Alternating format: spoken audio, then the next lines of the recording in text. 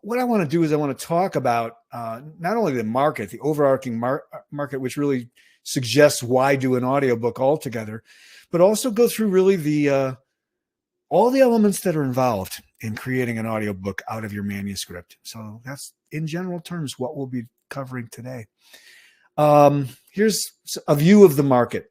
It's a big one, and it's been growing quite a bit. 2.8 billion in sales since 17. 100,000 audiobooks are created every year, and it's been growing somewhere in that 21 to 25% year over year every year. So it's really, really growing fast. And I hesitate to say that COVID was a part of the story, but it may have been with all things audio consumption. Our company, we're also a podcast production company, and consumer behavior around audio, whether it's audiobooks or podcasts, people like to listen. It's a solo experience, a set of earbuds or headphones, doing things they like to do. And we'll get more into that in a minute, you'll see. But what fascinated me when I first really started this business with the team is that it's actually the fastest growing segment of the digital publishing market, outstripping ebooks, which surprised me actually as I was putting these slides together. 1 in every 10 books sold as an audiobook. I think now it's close to 1 in every 8. So that actually is that's an update for you. And then no big surprise, Amazon really does control about 41% of the market. In fact, through a platform called ACX, which we'll talk about a little bit more in this presentation, you've got Audible, Amazon, and iTunes or Apple Books controlling about 41 to 45% of the market right now. This is a look at another look at that double-digit growth, he said. And you can just see the 2016, and 2020. These slides were prepared in 20, so that's why they're a little bit dated. But they come from Edison Research, and they're terrific. So you can kind of see this, the audiobook segment of digital and physical, as relatively speaking. What's driving this thing? And I already have telegraphed some of this, but people feel they have less time to read in the world, or they have a preference to processing information with audio in a way that that's new. And part of this is driven, of course, by cell phones and hypermobile, the ability to listen wherever you want. And so again, this is audio consumption at large. But the preferences that people have, like when I talk to an author, the case for doing audio in part revolves around people's preferences. People feel that they don't have enough time to sit and read a book the way they did. They're occupied by a visual medium, by a screen, by even a physical book. This audio allows them to be doing other things while they are consuming content. And I'll say to the authors, you're going to unlock an audience that you probably wouldn't have found, or they wouldn't have found you unless you released it in audio as well, because they just wouldn't have bought the book to read it in the textual form. So we are reaching more people with audio that wouldn't have seen your content or read your book otherwise. And there's that theme, the unlocking the audience. This is kind of a cool picture of sort of the age demographics, and then, what are people doing when they look at audio or listen to audio rather, excuse me. The age distribution is pretty even, all things equal, but what people are doing tends to be concentrated around driving, commuting, and doing housework around the house, and of course, exercise. So that's this pie chart kind of speaks for itself. So when we take the author on this journey, one of the first conversations we have, because with Dan and Darlene, we produce these books 2 different ways. The 2 basic ways are author narrated, where if you're the voice of your brand, typically a nonfiction author, it's a business book, it's a memoir, it's a story that's maybe emotional charged. There are reasons that you should deliver it. You're appearing on podcasts as a guest or other media, television, radio. People recognize your voice. I call this the voice branding, or the voice of your brand. That's a good case to have to decide to read it yourself. And so we have a system where via the internet and some really cool software that we use are able to get just about studio quality from someone's home or home office. We suggest the microphone to buy, and our producers are trained to talk you through how to do this, how to position the microphone in a room, not too much echo, all the acoustic considerations. You don't have to buy anything fancy. It's a microphone that costs less than $100, and we recommend that for you. And we really handhold. So there's this decision point. Aside from the process itself and getting too deep in the weeds, that's a case for that you may want to narrate yourself. The other way we produce, of course, is we have a talent casting team, and Matt and Bo are our team, and they will locate the perfect voice for your book. Dan and Darlene, we would work together to get an audition script. It's a short segment of the book or multiple segments so that you're sure to cover the entire range that's required. Typically, we're dealing with fiction works when we do talent casting. Unless you're a nonfiction author and you just don't want to spend the time recording, we do these in 90-minute sessions. And not everyone wants to do it. Not everyone feels they can. So in those instances where we need acting chops, if you like, we'll go out to market and we'll cast either one or sometimes two narrators. A side note, we have done as many as 7 actors in a book. It's complicated. It's not inexpensive to do, but sometimes this sort of radio theater, it's an option for an audiobook. And so it's worth, mentioning. So that's a little bit about like, what's the decision? Should you narrate? Should you not? I do also want to mention our job is, if you're going to narrate yourself as the author narrating, our job is not to train you to be a voiceover actor. Our job is really, with the producer there as you do it, to help you deliver the most connective and positive and authentic performance you can as the author of your work.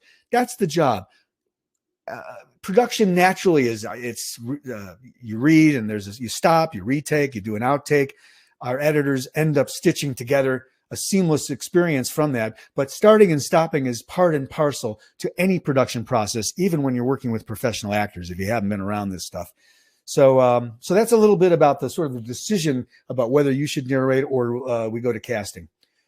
When an author narrates, there's some sort of hidden things that I've found really fascinating. First of all, we've had authors, and this may or may not come up when we're working with Dan or Darlene because they have such fabulous editors on their team, but we have had instances outside of working with Dan and Darlene where the author literally has a notepad next to them. It hasn't gone to press yet. And because they're reading out loud, and some of you on this call may understand this, you're discovering things that are, there's a mistake. There's an editing moment that was missed. When you read it out loud, you discover a lot of those. So literally, it can be in and of itself another pass at the editing process, reading it out loud. Reading your work can sort of connect you to your work and make you a better writer, because when you read it out loud, you're discovering, you're orating, and it's just connecting you to the work in a new and interesting way, grounds you in your content, creates perhaps a little bit more grounding for if you're going to be on podcasts or if you're going to do a radio tour or appear on television or other videos talking about the work you do. You've got some fluidity about, you've read the entire book, so you can recall and easily, fluidly talk about the subject matter in a different way. So I think the experience of working on a microphone, if you haven't done it before, it becomes media training for you, this process we go with you. And then there's this final piece is interesting. We've had several books in the years we've been doing this where we, a Navy SEAL who had to go fight and found the power of peace from being at war. Very emotionally charged subject. Another woman who raised an autistic child, severely autistic child. And then finally, an example of a woman who, because of adultery, went through a very, very difficult divorce.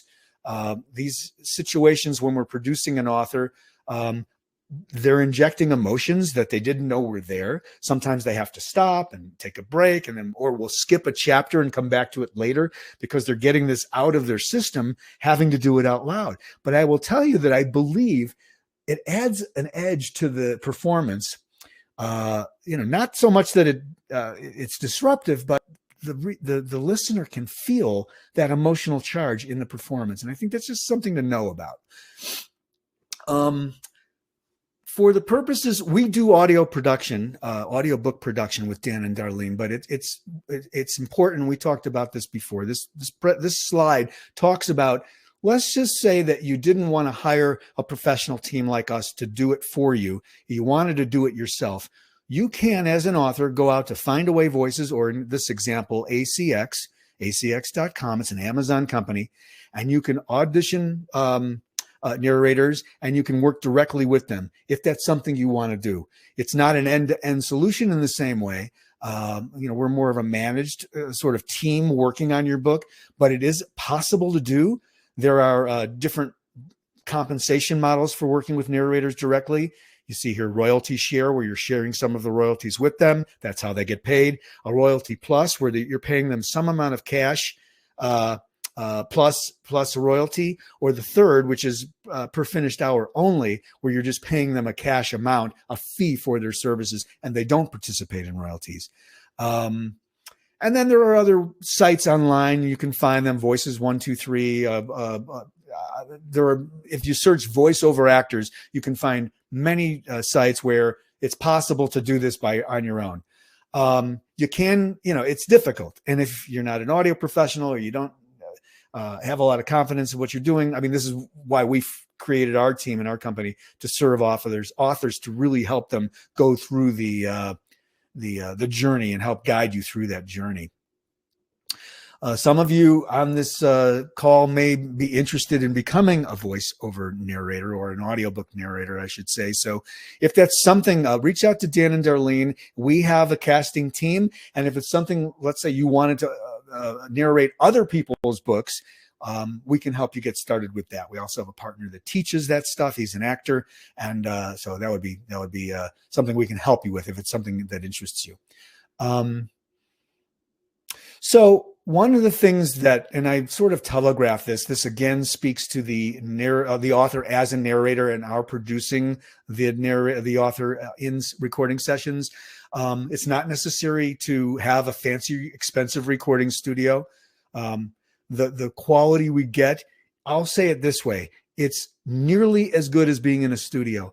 There are, and I'm a guy, I've been in the music business, so I've been around big recording studios that are very expensive, and I built a couple of them myself in my career. And for spoken word audio, it's the mic proximity and creating an environment that's not doesn't have unnecessary echo and reflection in the room. So if you have tile floors, glass around you, brick, etc., that's going to create some problems in terms of recording and our ability to edit.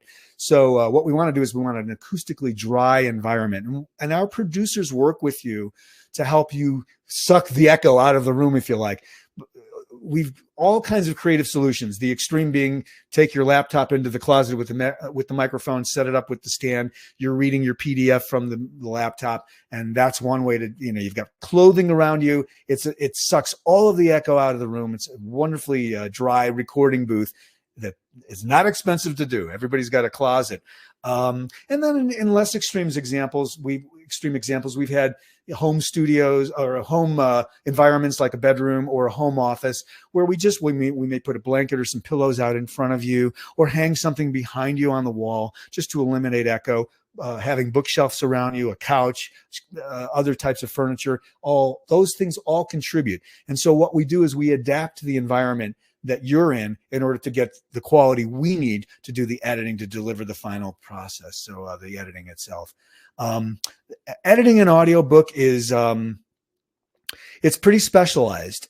We have a team of probably 24 people that we use on a sort of the gig economy freelance basis.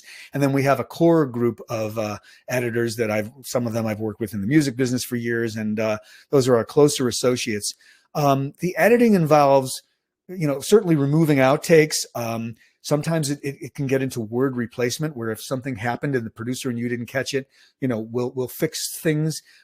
When the editing and the seamless experience we create is done, of course, we proof everything. And often our editors will say, hey, I've got a punch list of about, a dozen lines that we need to go back with the author and re-record for whatever reason. And so often you'll find when you work with us, there'll be a punch list at the end where we'll re-record a few lines and then stitch them in. It's distinctly different from podcast production. And some of you may be familiar with podcast production. With podcasting, You don't have the audio specs that are required by the audiobook distributors through ACX, Audible, Amazon, iTunes, and there are about 50 other distribution outlets that we can distribute your audiobook to. So the technology requirements are not there with podcasting. You can leave it more raw, leave it as it is. There's no requirement to clean it up. There's no requirement to remove background noise. The audiobook environment is just a more controlled environment because of the specs that the retailers require of us as the producers of your book. So hope that makes sense. But this gives you a little bit of a window into our world. So, if you're glazing over, so they require things like 44.1 sampling, 192 kbps, which is the bit rate. Peak levels of audio have to be minus 3 dB. Many studios, even professional studios, are not quiet enough for the ACX spec. Minus 60 dB is very quiet. So often we'll run algorithmic plugins and our software to reduce what we call the noise floor. It's the sound of the room other than your voice has to be removed to minus 60 dB relative to the voice signal. So it gets pretty esoteric. The room tone, they require things like a certain number of seconds of what they call, it's really silence, but it's room tone in the front and back of each chapter. And we're delivering each section of the book, each chapter is a separate MP3. So all of these things, and there's more to this than this. There's RMS and other things, but just give you a sense of what our expertise is as audio professionals. And, this is what we do for a living. Okay, so what works in audiobook content? Certainly the single voice narration, whether it's an actor or the author. I mentioned before, we've had a few cases where we have a few productions now where we'll cast a male and a female actor to work together. So the female will handle all the female parts, the male will handle all the male parts. And these are books where there might be a lot of interactive dialogue. There might be a multitude of characters that need to be and it was decided creatively, in this case, Dan and Darlene, you, the author, and along with our producers, that the listener experience would be enhanced by having more than one voice. There also is, and I'll say it this way, there's an argument for, when way back when your parents read you a story, it's one voice reading you a story. And so there is a counterpoint argument that it's easier to listen to one person slightly changing their voice a bit, pivoting from the center, if you like. Sometimes having too much voice and too many different colors can be a little bit disconcerting for a listener experience. It just depends on the book and the nature of what you're trying to get to. We've had a couple of cases. This was a business book where it was 7 dogs that were talking to each other. And that was a case where we had our 7 actors recording. More like a theater, sort of call it like a table read. I don't know if you're familiar with, you read a script and all the actors are sitting around the table. Of course, it's more controlled than that for all the reasons I mentioned, but it's taking all these 7 tracks and then mixing them together so that it feels like theater of the mind, if you like, audio experience, immersive audio, sometimes we call it. We also do have the capacity, if you really wanted to get extravagant, to add sound effects and music and other types of things into an audiobook. Most of the audiobooks we produce, it's not the desired effect, but it can be done. So I wanted to mention it.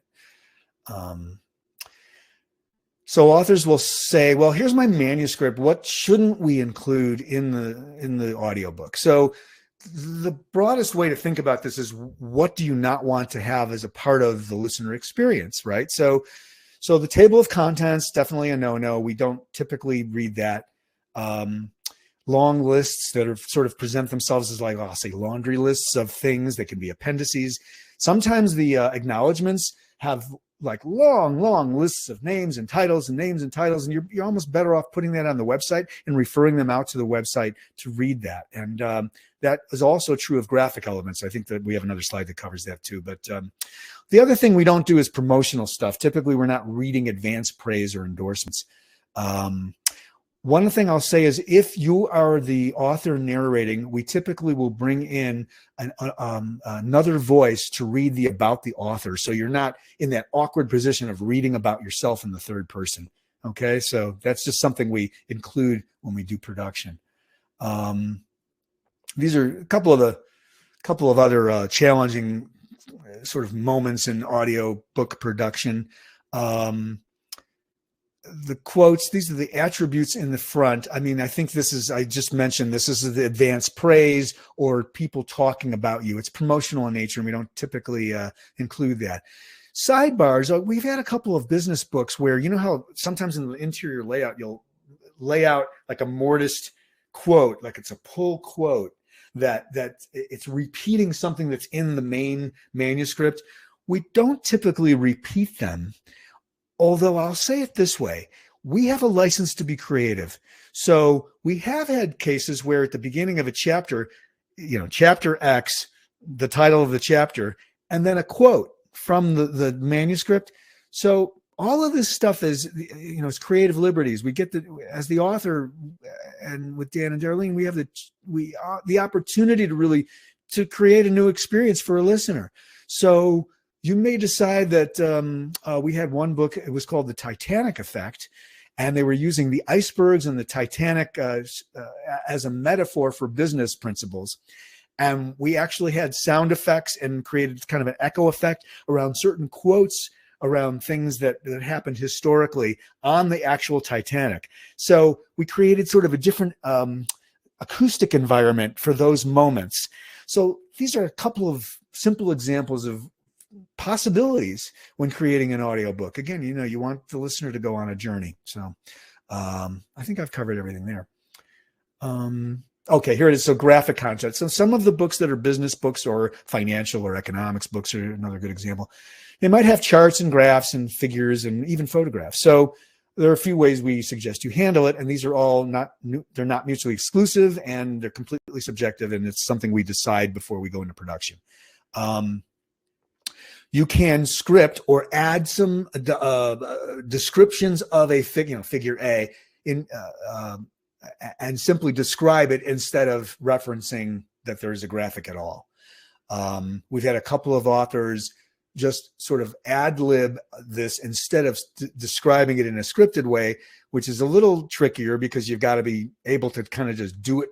So typically I recommend you write it out and we insert it either for yourself and the narrator, so you're not trying to make it up on the fly. But some authors have the ability to do it because they've presented so much live, you know, as if they're doing a TED talk or whatever with a slide there, or, you know, so in some cases we've been able to say we'll get a couple of takes of an ad lib and then we'll clean it up in the final, and that's the way we do it.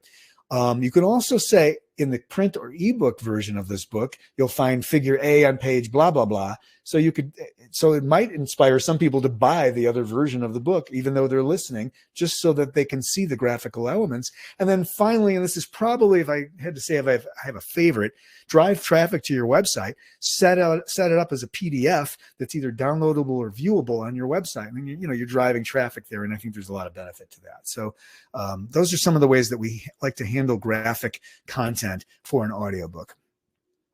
This is just a look of the structure of the market. Of course, you've got ACX in the middle. I didn't include Authors Republic and Findaway. Those are other sort of analogous to ACX in some ways. And there's a deep dive on on distribution choices, which we won't get into deeply now.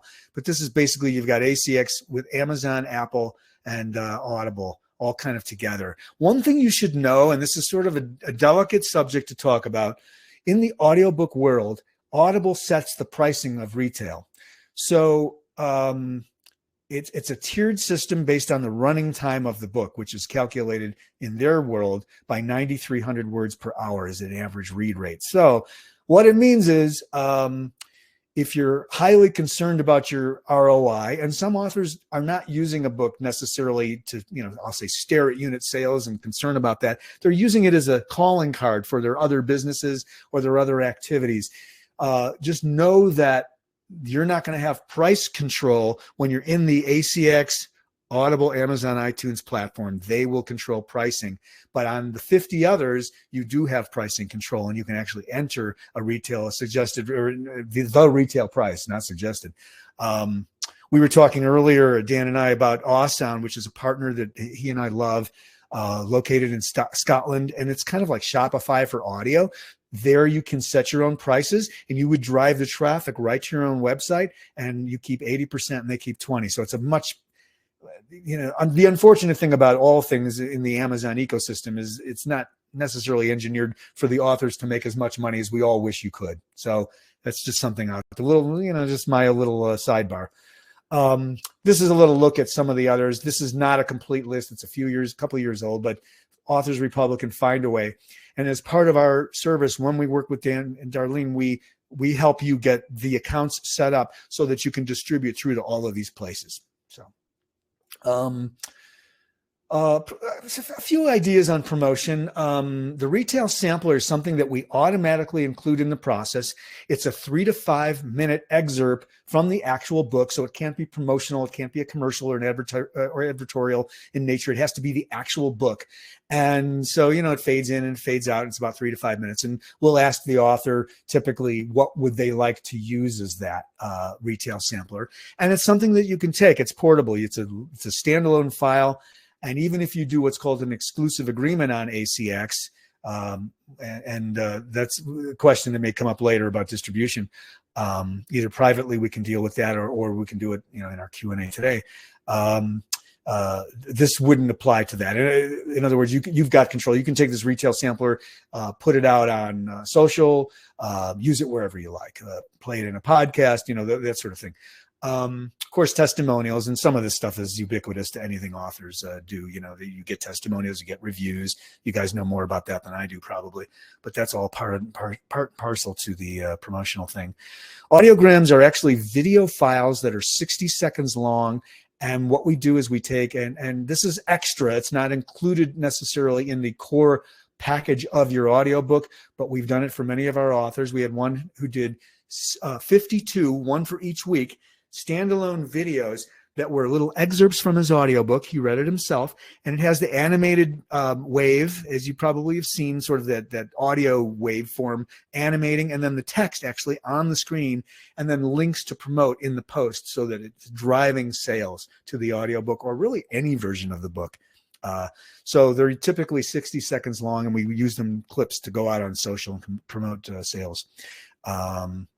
And this bit about clips with static graphic, the cover of the book would be there, the type would be moving by and animated, and you'd have the animated graphic of the waveform, which just brings it to life a little bit. A lot of people don't listen to the audio when they look at something on Facebook or LinkedIn, so we like to include call it the text or the closed caption version of that animated. So the other thing that we recommend, and we have partners for this as well, is to go on a guesting tour on podcasts and appear as a guest on selected podcasts to talk about the work you've done in your book. And again, I believe this is not just promoting the audiobook version, but it's really promoting you, your platform, and all the versions of your book, the ebook and the print.